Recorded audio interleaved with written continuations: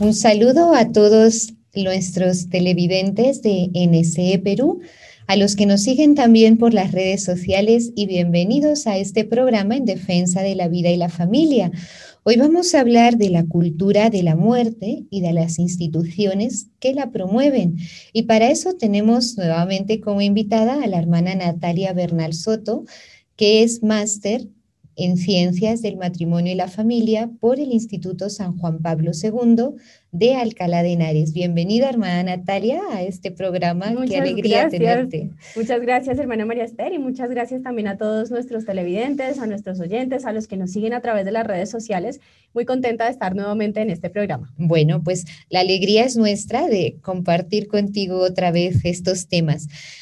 ¿Por qué vamos a hablar de la cultura de la muerte? Porque, bueno, esto suena un poco fuerte, esto de hablar de que estamos inmersos en una mentalidad que nos lleva a la muerte, a matar, y además de que haya instituciones que la promuevan. Explícanos primero qué es la cultura de la muerte, porque, bueno, alguno dirá, uy, están un poco macabras hoy, a ver. Bueno, Juan Pablo II fue el que acuñó este término, ¿no? Y fue un término que él acuñó justamente para englobar pues todas estas corrientes de pensamiento, todas estas legislaciones, toda esta como podríamos decir cultura o contracultura que se está promoviendo en contra de la vida, en contra de la dignidad humana. Todo eso que conduce y lleva a la muerte en todas sus múltiples facetas, diría yo, no solo en el sentido físico, temporal, sino también en el sentido de la vida eterna. Todo lo que ataca esa vida eterna, esa vida de gracia y esa vida física, por supuesto, pues es algo que hace parte de esa cultura de la muerte, podríamos decir, aunque en cierta forma la cultura a veces para nosotros tiene un término, una acepción positiva, pero en este caso pues es una acepción negativa. Por eso podríamos decir también cultura o contracultura mejor de la muerte. Y es esa mentalidad que nos hace ya ver como normal, ¿no? Nos hace ver normal lo que lleva a la muerte, que nos vas a explicar ahora, esas amenazas contra la vida, que como el aborto, la eutanasia, la contracepción, etcétera, que hace un tiempo, pues, no era algo tan normal y ahora incluso se promueve como algo bueno. Cuéntanos ya más en detalle de esas amenazas contra la vida que nos está promoviendo esa cultura de la muerte. Bueno, sí, es un abanico muy grande, muy numeroso de amenazas de esta cultura de la muerte, pero para que más o menos nos suene de qué estamos hablando, vamos a mencionar algunas. Anticoncepción, aborto, políticas antinatalistas, todo lo que está en contra de la dimensión fecunda del ser humano, también de esa fecundidad espiritual. Esterilización, por supuesto, todo lo que también tiene que ver con el congelamiento social, todo el tema del congelamiento de embriones, fecundación in vitro, una mentalidad también antivida, antimaternidad que se va esparciendo. Ahora hablan de una generación no more, que viene del inglés no mother, no madre, es decir, ya generaciones enteras que no se plantean la maternidad como una posibilidad y por eso están recurriendo cada vez más jóvenes a la esterilización. Tráfico de fetos y órganos, también muy relacionado con el aborto, las técnicas de reproducción artificial que ya comentábamos, el diagnóstico prenatal ligado al aborto eugenésico, es decir, saber cómo viene el niño para, si viene con alguna enfermedad, sea la que sea, simplemente descartarlo, abortarlo, ¿no? Como si fuera un producto de supermercado. La hibridación interespecies, bueno, aquí hay muchos temas relacionados con bioética y por supuesto todo lo relacionado con la eutanasia también. Sí, son cosas que son muy fuertes, que no podremos ciertamente en este programa detenernos una a una, pero lo iremos haciendo en otros programas, pero que en realidad nos llevan a que la vida ya no es una opción, ¿no? Especialmente si es una vida que va en contra de nuestros intereses, ¿no? Y esto que dices de que cada vez nos planteamos menos o las nuevas generaciones se plantean menos la maternidad o la paternidad, es realmente algo que en el fondo sale de esa falta de amor, ¿no? De ese egoísmo, porque bueno, el amor siempre es vida, siempre es fecundo, siempre da un fruto, pero en este caso de la cultura de la muerte, no, ¿por qué voy a tener un hijo que me molesta? Es más fácil, con perdón, tener una mascota que, bueno, pues puedo disfrutar un rato con ella, pero luego la guardo en su jaulita y no me tengo que preocupar más. Sí. Sin embargo, un niño pues es una responsabilidad mayor y eso es el fruto de nuestro egoísmo. Hermana María Esther, y una cosa antes de que pasemos a la siguiente pregunta y es que no olvidemos también recordar a nuestros televidentes y oyentes que dentro de estas amenazas a la cultura de la vida, pues también hay unas amenazas más de tipo espiritual, ¿no? Así es. Que no es todo, digamos, desde el punto de vista físico, biológico, sino que también hay unas amenazas, todo lo que tiene que ver con adicciones, vicios, hay muchas cosas también desde el punto de vista afectivo que están haciendo mucho daño y justamente pues todo esto tiene más que ver con la familia, ¿no? Pues hay muchas amenazas también desde este punto de vista, pero bueno, hoy estamos hablando como más concreto de estas amenazas, digamos, más físicas, biológicas, que son las que se están promoviendo a Pero nivel no quita que internacional. no se pueda, que no las podamos mencionar, porque por ejemplo todo el tema de adicciones, adicciones a sustancias, adicciones al alcohol, la adicción al internet y a la pornografía es cada vez peor y sobre todo en este tiempo de la pandemia en la que nos han metido de cabeza en todo el tema de la tecnología, que es algo muy bueno si se utiliza bien, pero tristemente se utiliza muy mal y cada vez son más las familias, a mí en concreto, que me llegan, bueno, que mi hijo está agresivo, que mi hijo ya no quiere rezar, que mi hijo pues hizo tal cosa con mis hijas y le acabas preguntando y tiene cómo lo tienes con el internet, cómo lo tienes con el celular y no está totalmente adicto. Y son también parte de toda esta cultura de la muerte, este apartarnos también de la vida a nivel espiritual, ¿no? Así que bueno, ya tendremos ocasión también de detenernos. Cuéntanos un poquito cómo se promueve hoy en día esta cultura. Bueno, pues aquí hay, yo diría que también tendríamos que dedicar varios programas, pero bueno, rápidamente explicar un poquito cómo ha sido esta estrategia por medio de la cual se ha ido metiendo esta cultura de la muerte en nuestros ambientes. Digamos que el primer paso muchas veces es a nivel académico. Entonces empiezan programas en las universidades, ya sea de investigación, cátedras dedicadas a promover estos temas, ya sea, bueno, aquí podemos hablar de cualquier cosa, aborto, eutanasia, podemos hablar ideología de género, derechos sexuales y reproductivos, ¿no? Todo esto se va como inoculando en los ambientes académicos, especialmente en las universidades de países desarrollados. Una vez ya se ha dejado claro a esas nuevas generaciones que se han formado en esas academias cuál es la línea a seguir, estas mismas personas salen a dirigir grandes organismos a nivel internacional, ya sean públicos o privados, organizaciones como las Naciones Unidas, otras organizaciones de las que vamos a hablar a continuación. Y estas personas como dirigentes de estas organizaciones empiezan a promover esas mismas líneas de pensamiento, esa misma cultura de la muerte en esas instituciones, de forma que puedan ir poco a poco presionando a los estados para que apliquen, para que adopten esas políticas a nivel nacional, a nivel local, a nivel mundial. Entonces, digamos que, bueno, podríamos decir academia, instituciones internacionales, estados. Es algo muy resumido ahí en breves palabras, pero más o menos esa sería la estrategia. ¿Y esta presión a los estados cómo se realiza? Así brevemente porque es un tema muy candente, ¿no? Sí, bueno, pues ya sabemos que sobre todo pues en los países desarrollados, y creo que nos dará tiempo de comentarlo un poquito, cada vez se ve más como un obstáculo al desarrollo de estos países, el crecimiento poblacional de los países pobres, ¿no? Esto por poner un ejemplo. Entonces, lo que interesa es que los países de América Latina, África, Asia, los que más están creciendo exponencialmente, pues reduzcan su nivel poblacional y para eso pues se implementan muchas políticas a través de las cuales se les da, digamos, se les presta un favor, se les da un crédito, ¿no? Porque son países muy pobres, muy necesitados, entonces vamos a hacer una obra de caridad con esos países, vamos a prestarles un dinerito que están necesitando, entonces yo te presto esto a condición de que tú cumplas con estas cláusulas, con estas, digamos, promesas, ¿no? Y eso sería, pues, lo que vamos a ver más adelante, los pactos internacionales, muchas cosas que se están promoviendo hoy desde distintos organismos. Entonces, claro, me haces un favor, pero en el fondo me estás exigiendo otra cosa. Es decir, tú no vas tanto por hacerme el favor, sino por exigirme esto. ¿Y qué es lo que nos están exigiendo? Pues justamente que implementemos los derechos sexuales y reproductivos, que implementemos la ideología de género, que implementemos todo esto que va en contra de la defensa de la vida y la familia. Así es, y a la población se les vende como un beneficio. Entonces, para acabar con la pobreza, pues anticonceptivos, abortos, esterilizaciones, Y uno se da cuenta, por ejemplo, países como Perú, que a pesar de estas políticas, estos derechos sexuales y reproductivos que llaman, está todo el tema de esterilización, de aborto, que cada vez se ha metido más y cada vez se ofrece como una opción de desarrollo, la pobreza sigue igual, no hay oportunidades como nos lo vienen ofreciendo.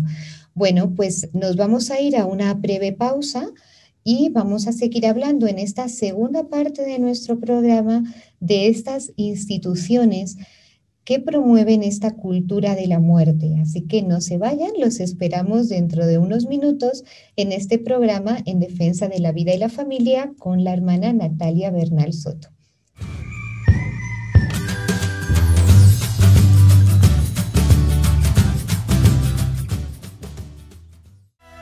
Hola, soy Gabriela Montilla. Hola, hola, soy Alexmar Herrera y hoy damos inicio a nuestro canal, dirigido a ti.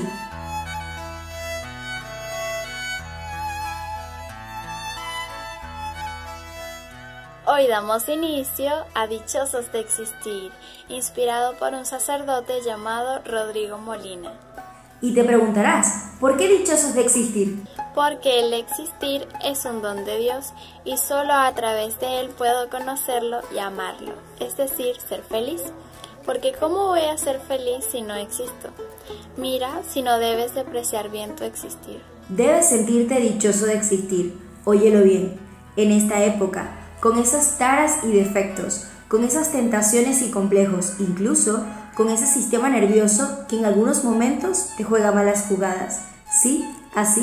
¿No te pasa que a veces piensas que quisieras ser otro, ser distinto de lo que eres, pero Dios te ha hecho así?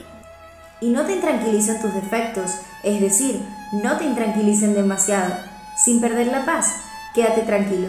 Tú, dile solamente a Jesús, mira mi miseria espiritual, mi alma vacía y mi necesidad de ti.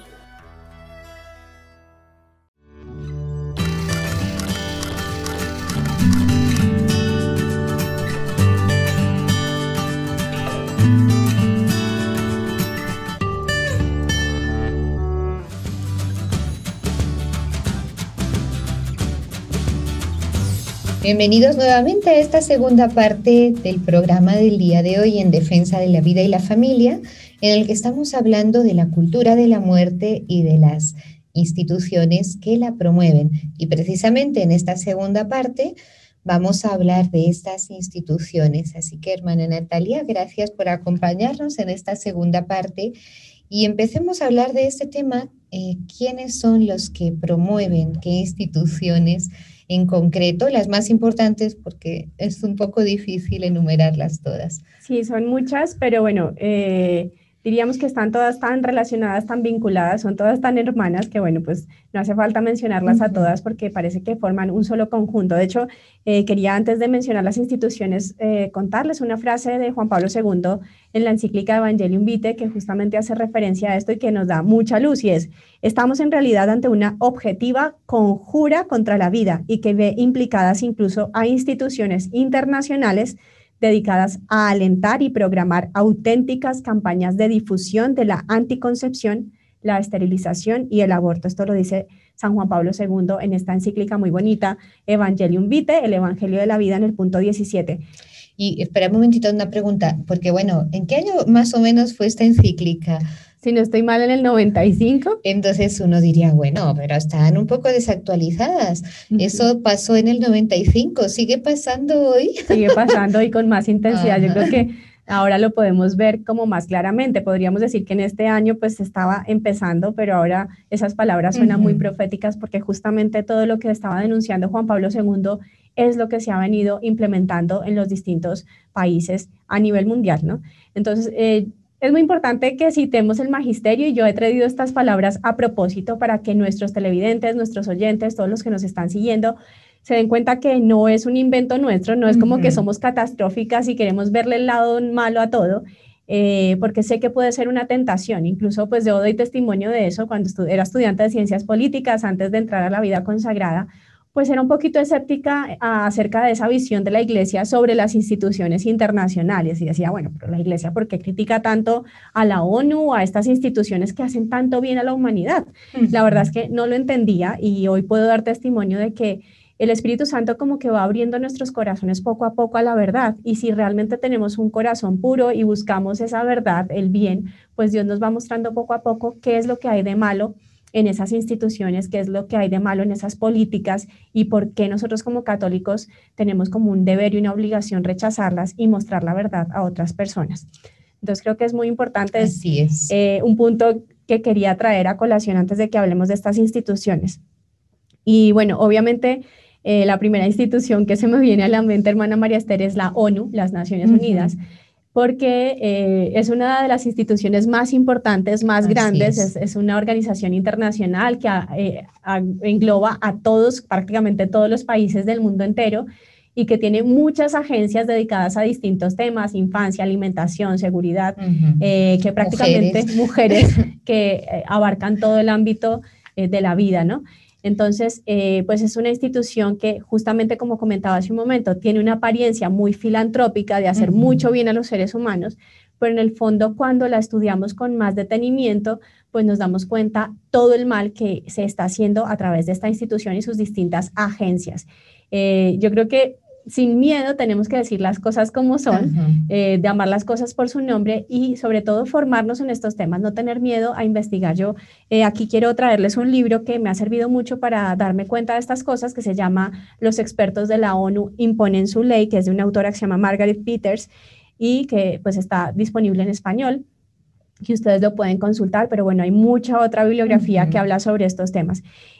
Muy de la mano de las Naciones Unidas está la Federación Internacional para la Planificación Familiar, más conocida como IPPF, ¿no? Fundada por Margaret Sanger en Bombay, en India, 1952. Bombay, India, ¿no? Pensemos que India es uno de los países más poblados del mundo y uno de los países más pobres del mundo. O sea que este dato no es una coincidencia, sino que realmente nos dice mucho, ¿no? Sobre la intención de esta institución. Y hoy cuenta con muchísimas asociaciones de planificación familiar implantadas en más de 180 países. Es una federación que se impone como experto mundial en materia de salud sexual y reproductiva y por lo tanto ejerce una influencia incalculable en el mundo entero. Es una institución que realmente está promoviendo a nivel mundial todo el tema de la anticoncepción y el aborto libre, ¿no? Y es una institución que también pues muchos de nosotros conoceremos por las noticias que hemos visto, la relación con el gobierno de Estados Unidos, como muchos de estos gobiernos la han financiado por mucho tiempo con grandes sumas de dinero y algunos gobiernos pues han decidido no financiarlas, pero bueno, ya sabemos que aunque el gobierno o ningún gobierno la financiara, pues los donantes, digamos, particulares, las empresas son tan poderosas los que están detrás de todos estos intereses que igual sigue en pie, ¿no? Así es, y porque hay, como ya lo hablamos también en algún programa, hay grandes sumas de dinero detrás de todo esto, ¿no? Incluso los gobiernos se benefician de lo que se recibe del aborto, etcétera, y también empresas que se benefician de los mismos órganos de bebés abortados, farmacéuticas, porque se benefician con la venta de anticonceptivos, etcétera, etcétera.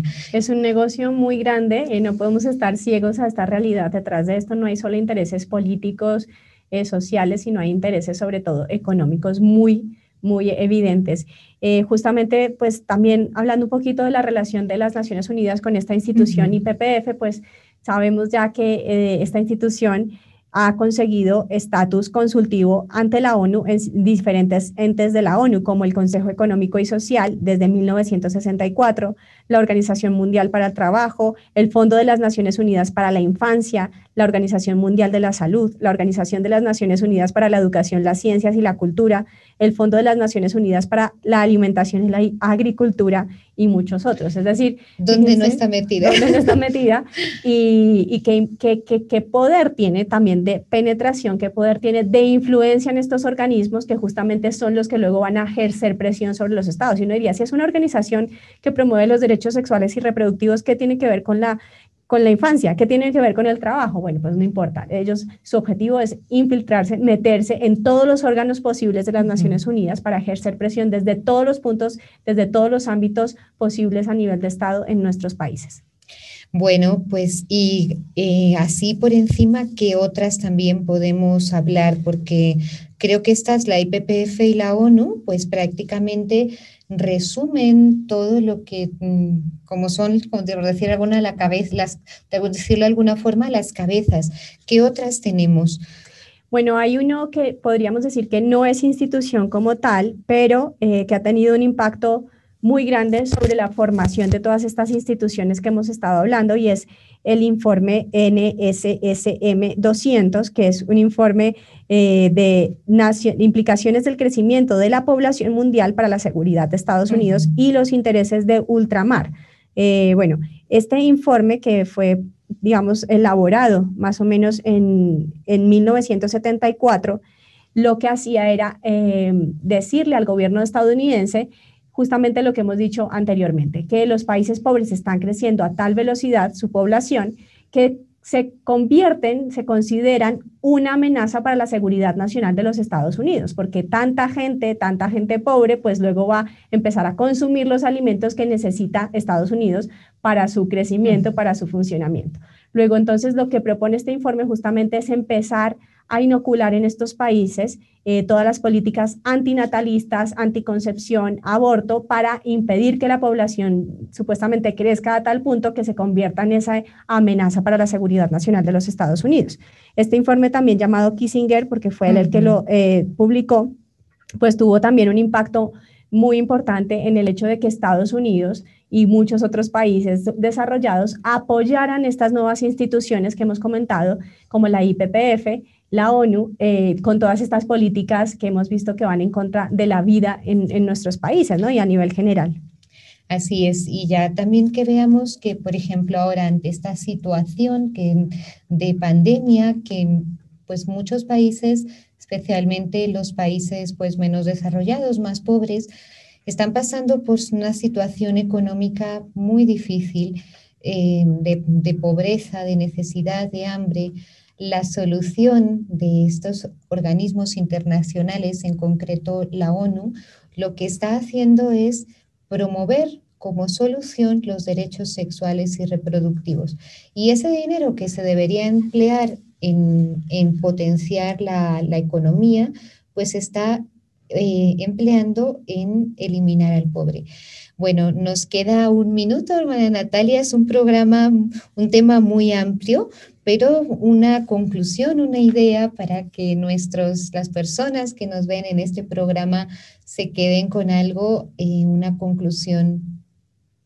Bueno, pues yo diría que tengamos en cuenta que la cultura de la muerte está siendo promovida efectivamente, no solo por individuos, sino por instituciones muy poderosas a nivel internacional o incluso a nivel nacional, apoyadas por esas instituciones internacionales, que están haciendo una guerra, una conjura, como decía Juan Pablo II, contra la vida, que nosotros tenemos que estar atentos y no pasar por inocentes a la hora de valorar la misión de estas instituciones, que muchas veces se presentan con piel de oveja, pero en el fondo llevan unos objetivos pues muy macabros, ¿no? Incluso, como decíamos antes, de incluso comercio con órganos de bebés abortados. Bueno, hay muchas cosas detrás de esto, que estemos muy atentos, que no nos dejemos endulzar el oído. Yo sé que hay muchas personas que todavía hoy siguen viendo las Naciones Unidas como un organismo filantrópico que ayuda a la humanidad, que abramos los ojos, que investiguemos. Yo creo que es una llamada otra vez a la formación, a la oración, pero también a la acción, a desvelar todas estas grandes mentiras que nos está vendiendo pues esta mentalidad de la cultura de la muerte. Bueno, muchas gracias, hermana Natalia. Gracias también a las personas que nos siguen y esperamos verlos en otro programa en defensa de la vida y la familia.